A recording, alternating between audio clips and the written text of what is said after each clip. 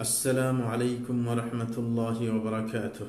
الحمد لله رب العالمين والصلاة والسلام على سيد المرسلين نبينا محمد وعلى آله وصحبه أجمعين ما بعد. প্রিয় দর্শক ও শ্রোতা ভাই বোনেরা, অন্য সময়ের মতো আমরা আবারও আপনাদের সামনে উপস্থিত হয়েছি ফতোয়া আরকানুল ইসলামের আরেকটি পর্ব নিয়ে। যে পর্বে থাকছে একটি প্রশ্ন যেটা শেখ মোহাম্মদ বিন সালেহ আল উসাইমিন রাহিমাহুল্লাহর কাছে উপস্থাপন করা হয়েছে। তার কাছে জিজ্ঞাসা করা হয়েছে যে আল্লাহ জাল্লা শানহু যে উপরে রয়েছেন, যে এই ব্যাপারে সালফে সালেহিনের মত কি, মাযহাব কি, সেটা জানতে চেয়েছেন। এবং তাকে জিজ্ঞাসা করা হয়েছিল যে এমন ব্যক্তির কথার বিধান কি, যে এমন কথা কি বলা সঠিক যে আল্লাহ জাল্লা শানহু তিনি সমস্ত যে দিক আছে, 6টা দিক, বিশ্বের দিক হচ্ছে 6টা, এই 6টা দিক থেকে তিনি মুক্ত, মানে কোনো দিকের সাথে তাকে সম্পৃক্ত করা যাবে না। বরং তারা বলে থাকে যে আল্লাহ মুমিনের অন্তরে অবস্থান করছেন। এই কথার যথার্থতা কি, অথবা এই কথা বলা কি সঠিক কিনা, এই প্রশ্নটা করা হয়েছে শেখ মোহাম্মদ বিন সালেহ আল উসাইমিন রাহিমাহুল্লাহকে। তখন তিনি উত্তর দিচ্ছেন কি চমৎকার, একটু ধৈর্য সহকারে শুনতে হবে, কারণ একটু লম্বা উত্তর। এই জন্য তিনি উত্তরের মধ্যে বলছেন যে সালফে সালেহিনদের মত হচ্ছে যে আল্লাহ শানু তাঁর সত্তা সহ তিনি সকল বান্দার উপরে, আল্লাহ তার সত্তা নিয়ে তিনি সকল বান্দার উপরেই অবস্থান করছেন, এবং এটা কোরআন দ্বারা প্রমাণিত। এবং সেটা প্রমাণ করার আগে শেখ মোহাম্মদ বিন সালেহ আল উসাইমিন একটি সূত্র বলেছেন যে একজন মুমিনের চরিত্র হওয়া উচিত কোরআন হাদিসকে মেনে নেওয়া। কোরআন হাদিস মেনে নেওয়ার পর তার এই চিন্তা না থাকা, এটা কি আমার পূর্ব চিন্তাধারার সাথে মিলেছে নাকি মিলেনি, এটা কি আমার নিজের যাদেরকে আমরা পছন্দ করি তারা কি এটা মানেন নাকি মানেন না, এরকম কোনো কথার সুযোগ নেই। এই সূত্রটাকে বোঝানোর জন্য শেখ মোহাম্মদ বিন সালেহ আল উসাইমিন রাহিমাহুল্লাহ কয়েকটি আয়াত উপস্থাপন করছেন যে একজন মুসলমানের চরিত্র হওয়া দরকার যে কোরআন হাদিস আসলে আর কোনো কিছুর দিকে তাকাবে না, সে কোরআন হাদিসকে মানবে। এই ব্যাপারে প্রথমে উনি বলেছেন সূরা নিসার 59 নম্বর আয়াত, যে তিনি বলছেন, আল্লাহ বলেন ফাইন তানাযাতুম ফি শাইইন ফারুদ্দুহু ইলাল্লাহি ওয়ার রাসূল ইন কুনতুম তুমিনুনা বিল্লাহি ওয়াল ইয়াউমিল আখির যালিকা খায়রুন ওয়া আহসানু তাওয়িলা। আল্লাহ জাল্লা শান বলছেন, যদি তোমরা কোনো বিষয় নিয়ে দ্বন্দ্বে লিপ্ত হও তাহলে সেটাকে আল্লাহর দিকে এবং রাসূলের দিকে ফিরিয়ে দিবে। যদি তোমরা আল্লাহতে বিশ্বাসী এবং পরকালে বিশ্বাসী বলে দাবি রাখো, এটা তোমাদের জন্য উত্তম হবে এবং তোমাদের পরিণতির দিক দিয়েও এটা ভালো হবে। এটা হচ্ছে আল্লাহ শানুর কথার অর্থ আমরা বলেছি। আরেকটা আল্লাহর কথা, আল্লাহর বাণী, যেটা সূরা শুরার 10 নম্বর আয়াত, সে আয়াতের মধ্যে আল্লাহ কি বলেন, ওয়ামাখতালাফতুম ফীহি মিন শাইইন ফাহুকমুহু ইলাল্লাহ, যে আল্লাহ বলছেন তোমরা যদি কোনো বিষয় নিয়ে দ্বন্দ্বে লিপ্ত হও তাহলে এটার ফয়সালা নিবে আল্লাহর কাছ থেকে। তাইলে আল্লাহর দিকে ফিরিয়ে দেওয়ার কথাও এই আয়াতের মধ্যে ব্যক্ত করা হয়েছে। আরেকটা আয়াত তিনি উল্লেখ করেছেন সূরা নূরের 2টি আয়াত একত্রে, 51 এবং 52 নম্বর আয়াত, যা আল্লাহ বলছেন, ইন্নামা কানা কওলাল মুমিনিনা ইযা দুউ ইলাল্লাহি ওয়া রাসূলিহি লিয়াহকুমা বাইনহুম আন ইয়াকুলু সামি'না ওয়া আতা'না ওয়া উলাইকা হুমুল মুফলিহুন ওয়া মান ইউতি'িল্লাহা ওয়া রাসূলাহু ওয়া ইয়াখশাল্লাহা ওয়া ইয়াত্তাকিহি ফাউলাইকা হুমুল ফাইজুন। আল্লাহ জাল্লা শানহু বলেন যে মুমিনদের কথা এমনই হওয়া উচিত যখন তাদেরকে আল্লাহ আল্লাহ রসুলের দিকে ডাকা হয় ফয়সালার জন্য, তখন তাদের কথা কি হবে, যে তারা বলবে আইয়াকুলু সামি'না ওয়া আতা'না, তারা বলবে আমরা শুনেছি এবং আমরা মেনে নিয়েছি।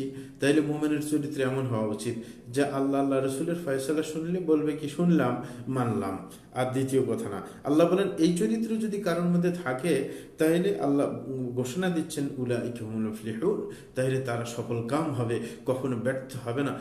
তারা ব্যর্থতায় কখনো নিমজ্জিত হবে না, বরং তারা সফলতায় সবসময় আপনার বিরাজমান থাকবে।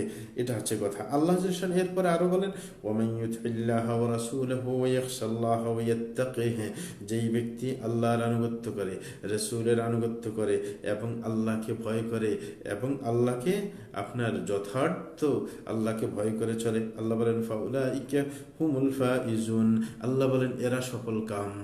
সুতরাং সফল কাম যারা, তাদের গুণ বলেছে আল্লাহর আনুগত্য করতে হবে, রসুলের আনুগত্য করতে হবে এবং সর্বদা তাকওয়া অবলম্বন করতে হবে, আল্লাহকে ভয় করে চলতে হবে। এইখানেও আল্লাহ রসুল আনুগত্যের কথা বলা হয়েছে। এরকমভাবে শেখ ইবনে উসাইমিন রাহিমাহুল্লাহ বলেছেন সূরা আহজাবের 36 নম্বর আয়াত, যে যেখানের মধ্যে আল্লাহ বলেন ওয়ামা কানা লিমুমিনিন ওয়ালা মুমিনাতিন ইযা কাদাল্লাহু ওয়া রাসূলুহু আমরা আন ইয়াকুনা লাহুমুল খিয়ারাতু মিন আমরিহিম ওয়া মান ইয়াসিল্লাহা ওয়া রাসূলুহু ফাকাদ যাল্লা যালালাম মুবিনা। আল্লাহ বলছেন যে কোনো মুমিন পুরুষ এবং মহিলার জন্য এই অধিকার নেই যখন আল্লাহ এবং তার রাসূল কোনো ফয়সালা করে দেবে যে সে বলবে যে আমার স্বাধীনতা আছে, যে আমি ইচ্ছা করলে মানবো বা মানবো না। আল্লাহ বলেন এরকম মুমিন হলে, তুমি যদি মুমিন বলে দাবি করো তাইলে এই সুযোগটা নেই যে আমার ইচ্ছা আমি মানলে মানবো, না হলে মানবো না। যেমন অনেকে আমাদের মধ্যে বলে থাকে নামাজের দাওয়াত দিলে বলে আমার ইচ্ছা আমি পড়লে পড়বো না, আপনার এত চেঁচামেচির মানে কি? না, আপনি মুমিন যখন দাবি করেছেন তখন এই অধিকার শেষ, আপনার স্বাধীনতা শেষ, বরং আপনি মুমিন হওয়ার কারণে আল্লাহর অধীন হয়ে গেছেন, আল্লাহর গোলাম হয়ে গেছেন, আল্লাহর গোলামি স্বীকার করে নিয়েছেন। সুতরাং অন্যটার আর কোনো সুযোগ নেই। আল্লাহ বলেন ওয়ামান ইয়াসিল্লাহ ওয়া রাসূলুহু ফাকাদ যাল্লা যালালাম মুবিনা। আল্লাহ বলছেন যে এই ব্যক্তি আল্লাহ আল্লাহ রাসূলের বিরুদ্ধে আচরণ করবে, ফাকাদ যাল্লা যালালাম মুবিনা, সে অবশ্যই সুস্পষ্ট পথভ্রষ্ট, এতে কোনো সন্দেহ নেই। এবং শেখ ইবনে উসাইমিন আরেকটি সূরা নিসার 65 নম্বর আয়াত তিনি শোনাচ্ছেন, তিনি বলেন ফালা ওয়া রাব্বিকা লা ইউমিনুন حتى يحكموك فيما شجر بينهم ثم لا يجدوا في أنفسهم حرجا مما قضيت ويسلموا تسليما। আল্লাহ বলেন হে রাসূল, আপনার প্রতিপালকের কসম খেয়ে বলছি যে তারা কখনো মুমিন হতে পারে না যতক্ষণ পর্যন্ত আপনাকে তাদের দ্বন্দ্বপূর্ণ বিষয়ে ফয়সালাকারী না মানবে। তাইলে যে কোনো বিষয়ে আপনার দ্বন্দ্ব হলে সেখানে রসুলকে ফয়সালাকারী মানতেই হবে, না হলে ইমানদার বলে দাবি করা যাবে না। এবং শুধু এখানেই ক্ষান্ত না, আল্লাহ বলেন থুম্মা লা ইয়াজিদু ফি আনফুসিহিম হারাজাম মিম্মা কাদাইত, এবং দ্বিতীয় পর্যায়ে আপনার ফয়সালার ব্যাপারে তাদের কোনো দ্বিধাদ্বন্দ্ব থাকতে পারবে না। ওয়া ইউসাল্লিমু তাসলিমা, এবং তারা মাথা পেতে আপনার কথাকে নিতে হবে, তাইলে তারা মুমিন হতে পারে। এই ঘটনার, এই আয়াতের আপনার শানে নুজুল বা এটার আপনার পটভূমি অনেকে জানেন যে এক ইহুদি এক মুনাফিক সাহাবীর সাথে দ্বন্দ্ব করার পর তখন বিচারের শরণাপন্ন হতে চাচ্ছে। ইহুদি বলে আমি তোমাদের রসুলের কাছে যাব, এটার ফয়সালা চাইব, কারণ সে নিশ্চিত যে আমি সত্যের উপর আছি আর রসুল তো ফয়সালা আমার পক্ষেই করবেন। আর মুনাফিক তো জানে যে আমি ভুলের উপর আছি, সে বলে যে না, তোমাদের নেতার কাছে যাব, ইহুদিদের যিনি ধর্মগুরু তার কাছে যাব। না, সে বলে যে না, ধরে শেষ পর্যন্ত ইহুদি নিয়ে গেল রসুলের কাছে। রসুলের কাছে যাওয়ার পর রসুল ইহুদির পক্ষে ফয়সালা করে দিলেন, কারণ সে সত্যের উপর আছে। তখন মুনাফিক বলে আমি মানব না। তখন না মানার কথা বলার কারণ, তাইলে মানবে কাকে? বলে যে আবু বকরের কাছে চলে যাই। আবু বকর বললেন যাওয়ার পরে যে রসুলের কাছে যাও নেই। ইহুদি বলছে না, আমরা গেছিলাম, উনি ফয়সালা আমার পক্ষে করছেন, কিন্তু এ মানে না। তখন আবু বকর তো একটু নরম প্রকৃতির, উনি বললেন যে ঠিক আছে, আমার নতুন কথা নেই, রসুল যা বলছে সেটাই। তারপরে দুর্ভাগ্যক্রমে মুনাফিক চলে না মানার কারণে বলছে কার কাছে যাবে তুমি? তখন বললে উমরের কাছে। দুর্ভাগ্যবশত এখন মানে মরার টাইম এসে, তো সে বলার পরে উমরের কাছে গেলেন। উমরের কাছে যাওয়ার পর উমর জিজ্ঞাসা করলেন যে তোমরা কি রসুলের কাছে যাওনি? তো ওই ইহুদি বলতেছে না, রসুলের কাছে হয়ে গেছি, হজরত আবু বকরের কাছে গেছি, তারা আমার ব্যাপারে ফয়সালা করে দিয়েছেন, এ তো মানতে চায় না। তখন হজরত ওমর বললেন ঠিক আছে, আমার ফয়সালা চাও? তখন তিনি বললেন একটু অপেক্ষা করো, আমি ঘর থেকে আসছি। ঘর থেকে তলোয়ার নিয়ে আসে মুনাফিকের গর্দা কেটে ফেললেন, মেরে ফেললেন, মানে তার মত গণেছে এই দুরাচারের কারণে। তখন উমরের ব্যাপারে কথা চাউর হয়ে যায় যে উমর মুসলমানকে হত্যা করেছে। তখন উনি খুব লজ্জিত হলেন এবং খুব কণ্ঠাসা হয়ে গেলেন। তখন আল্লাহ ওনার সাপোর্টে এই কোরআন আয়াত নাজিল করেন যে হে রাসূল, আপনার প্রতিপালকের কসম খেয়ে বলছি এরা কখনো মুমিন হতে পারে না। যারা আপনার ফয়সালা মানবে না সে মুমিন না। হ্যাঁ, এটা নিশ্চিত আল্লাহ সাব্যস্ত করলেন। যাই হোক, শেখ মোহাম্মদ বিন সালেহ আল উসাইমিন রাহিমাহুল্লাহ এই কয়েকটা আয়াত, 1, 2, 3, 4, আপনার 5টা আয়াতের মাধ্যমে এই কথাই বুঝাতে চাচ্ছেন যে একজন মুমিনের অভ্যাস হওয়া কি দরকার। যখন দ্বন্দ্বপূর্ণ মাসালা আসে তার সামনে, তার অভ্যাস হতে হবে যে দ্বন্দ্বপূর্ণ মাসালার ক্ষেত্রে কোরআনের দিকে ফিরে যাবে, রসুলের সুন্নতের দিকে ফিরে যাবে এবং কোরআন সুন্নাহকে মেনে নেবে। সেখানে তার কোনো আপনার ইচ্ছা থাকবে না যে আমার স্বাধীন, আমি মানবো না মানবো, এরকম কোনো কিছু থাকবে না। শেষ পর্যন্ত সে কি করবে, এবং সেটাকে ভালোভাবে মেনে নেবে, এবং সেখানে কোনো তার দ্বিধাদ্বন্দ্ব থাকতে পারবে না, এবং সেখানে তার মাথা পেতে মেনে নিতে হবে। হ্যাঁ, কোনো সে কথা বলতে পারবে না।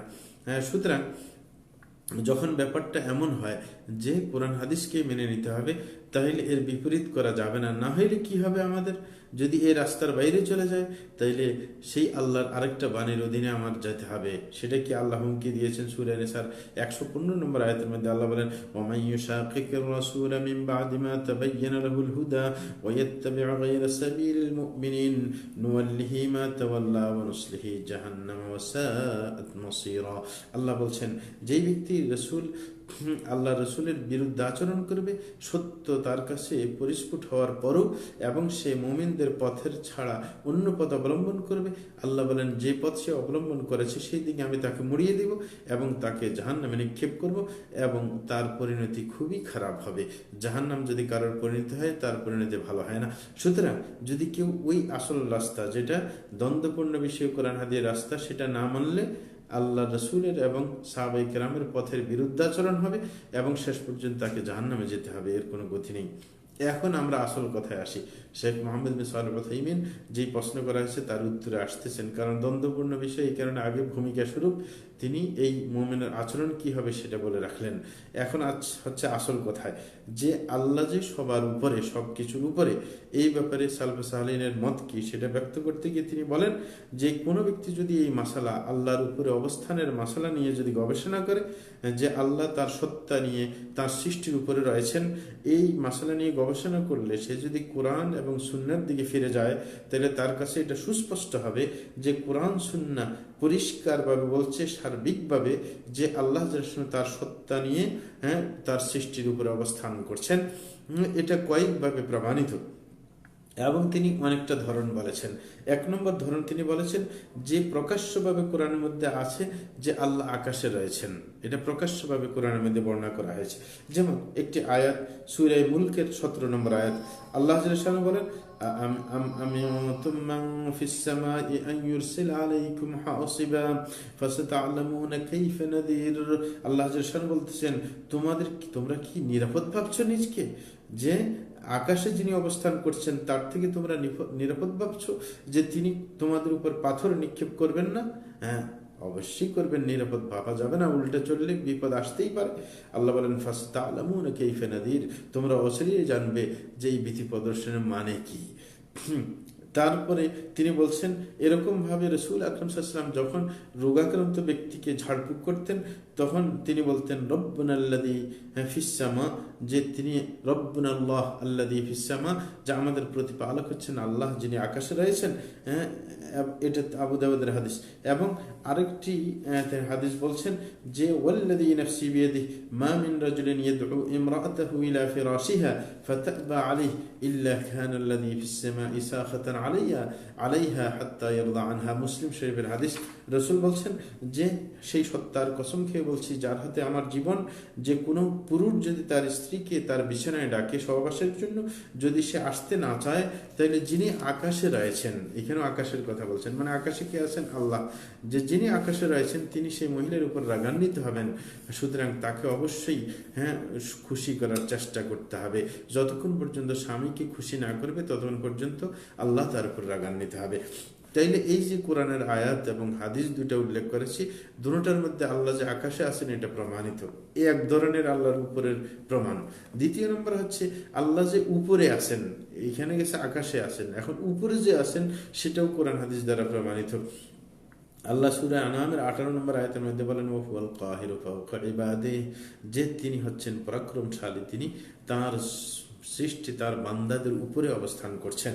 এবং অন্য আয়াতের মধ্যে সূরা নাহলের 50 নম্বর আয়াতে বলেন, ইয়াখাফুনা রাব্বাহুম মিন ফাওকিহিম, যে সত্যিকার বান্দা যারা, তারা তাদের প্রতিপালককে ভয় পায় যিনি উপরে রয়েছেন।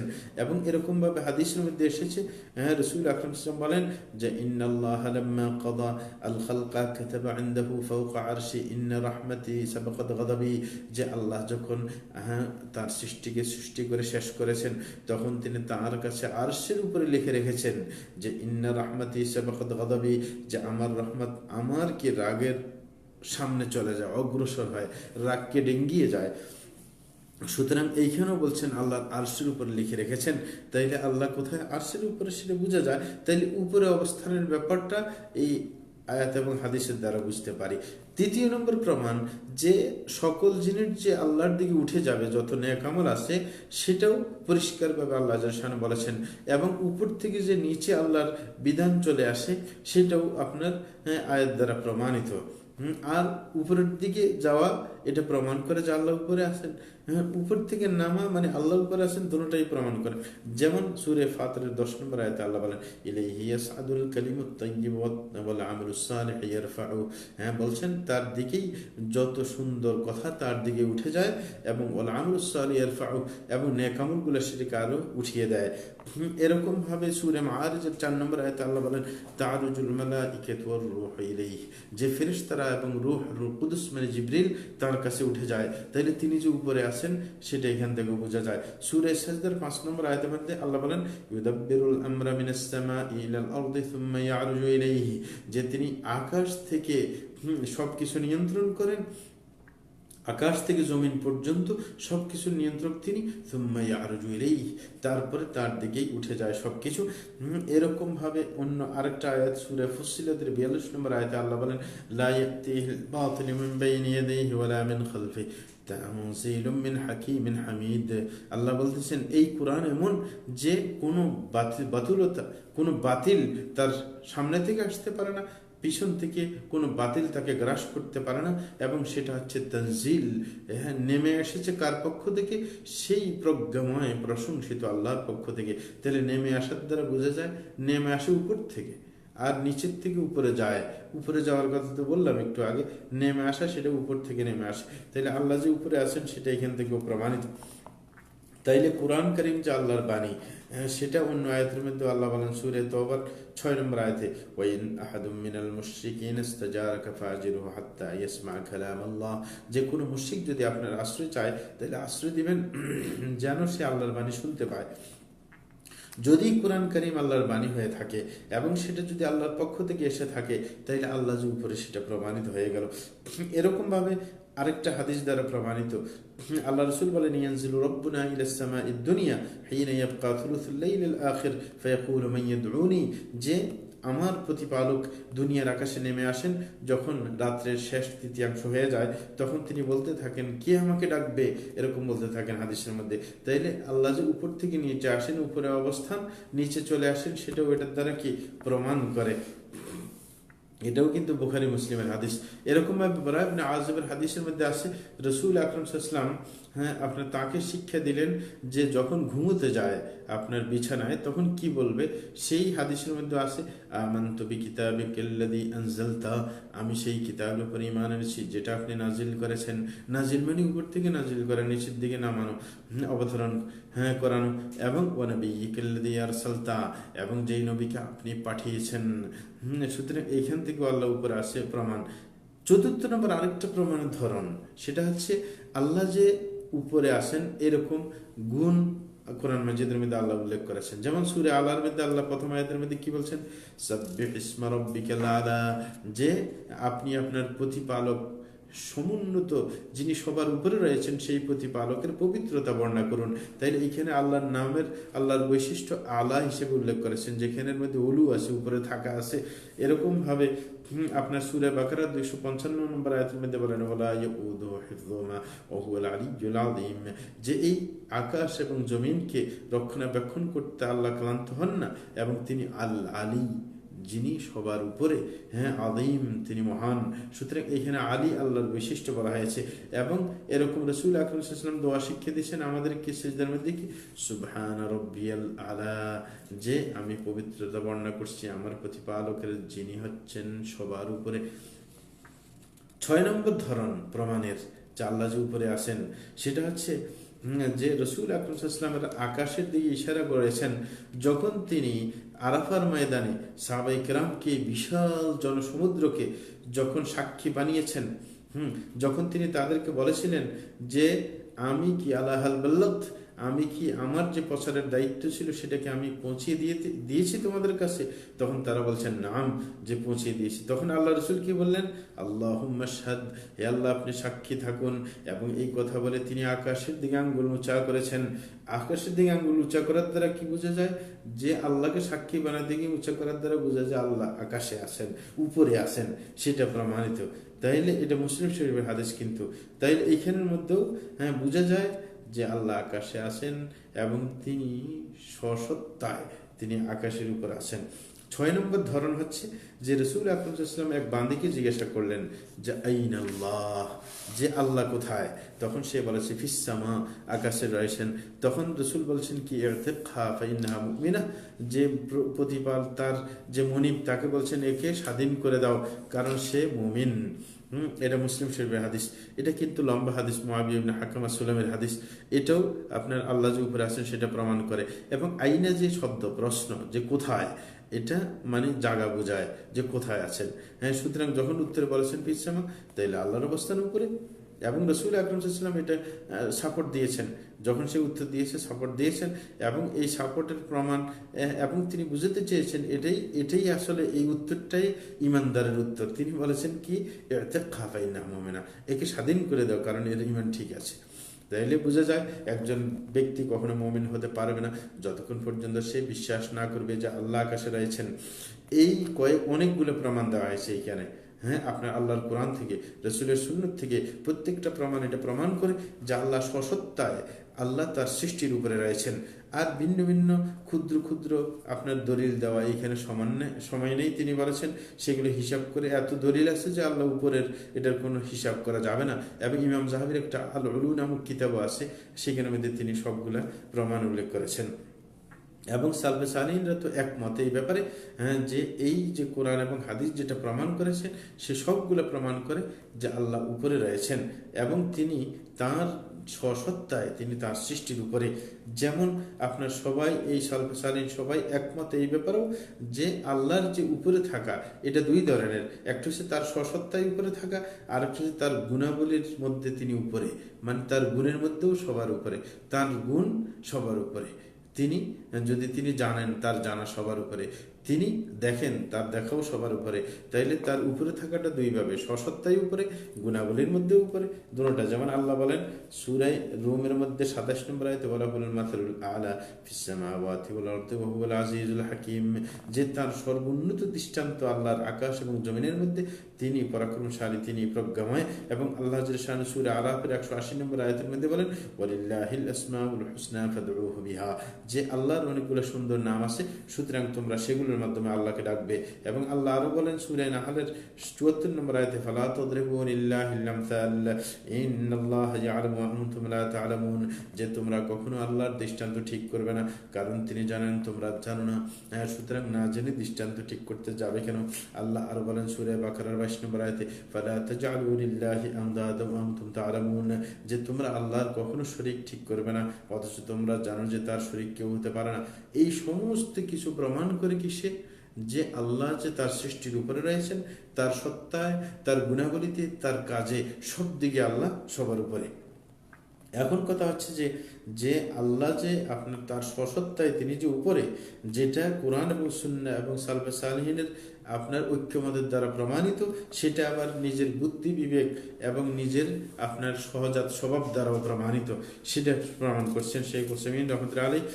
একটু ব্যাপারটা লম্বা হয়ে গেছে, দুঃখিত, একটু ধৈর্য সহকারে শুনতে হবে। বুদ্ধি বিবেক কিভাবে সাপোর্ট করে যে আল্লাহ যে উপরে? হুম, সেটা হচ্ছে যে আমরা এটা জানি যে উপরে থাকাটা এটা একটা গুণ, নিচে থাকা গুণ নয়। তাইলে আল্লাহ যখন আপনার কি আল্লাহর যখন সর্বোত্তম, হ্যাঁ, গুণাবলী যদি আল্লাহর জন্য হয়ে থাকে, তাইলে এই উপরে থাকাটাও আল্লাহর জন্য সাব্যস্ত করতে হবে, কারণ এটা তো ভালো গুণ। কারণ নিচে থাকা তো ভালো গুণ হতে পারে না। এটা হচ্ছে কথা। দ্বিতীয় নম্বর হচ্ছে আমাদের সহজাত স্বভাবও কিন্তু প্রমাণ করে যে আল্লাহ যে উপরে আছেন। হ্যাঁ, কারণ প্রত্যেক ব্যক্তি যে দোয়া করতে যায়, চাই সে এবাদত, দোয়া এবাদত হোক অথবা সে মানে কোনো কিছু চাক, যেটাই হোক, তার দৃষ্টি এবং তার মন মেজাজ কোথায় যায় তখন দোয়া করার সময়? আকাশের দিকে। এই কারণে আপনি দেখবেন অটোমেটিকলি যে কোনো একজন ব্যক্তি কি হাত উঁচিয়ে দেন আল্লাহর দিকে, উঁচিয়ে দেন। এটা প্রমাণ করে কি আমাদের সহজাত স্বভাবও প্রমাণ করে যে আল্লাহ উপরের দিকে রয়েছেন, কখনো কেউ নিচের দিকে দেন না।